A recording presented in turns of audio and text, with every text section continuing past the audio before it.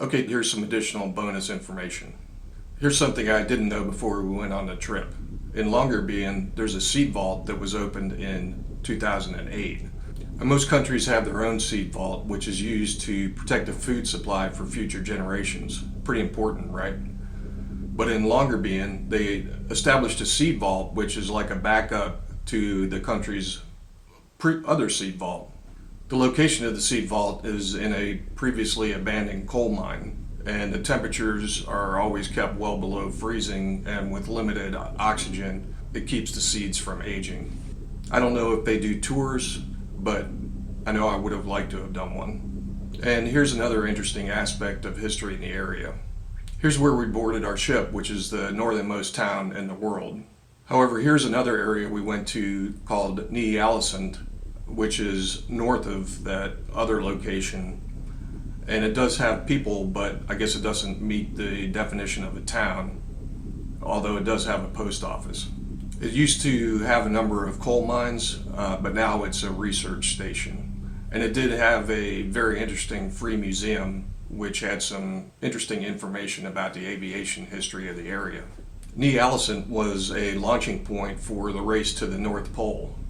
They even built this ginormous wooden hangar to house one of the blimps.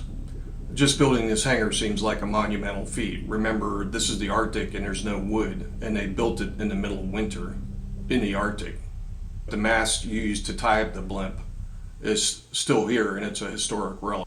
So there were a couple failed attempts to get to the North Pole, but then on May 9th, 1926, Admiral Richard E. Byrd flew his plane from Spitsbergen to the North Pole.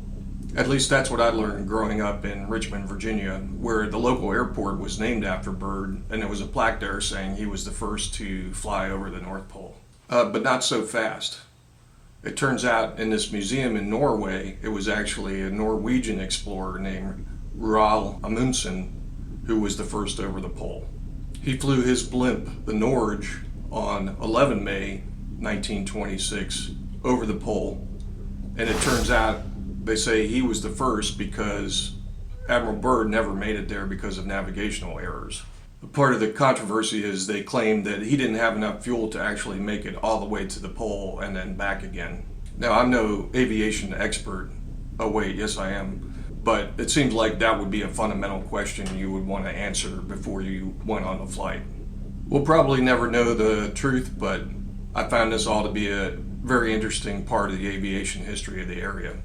If you like the video, don't forget to subscribe, as we say in the business.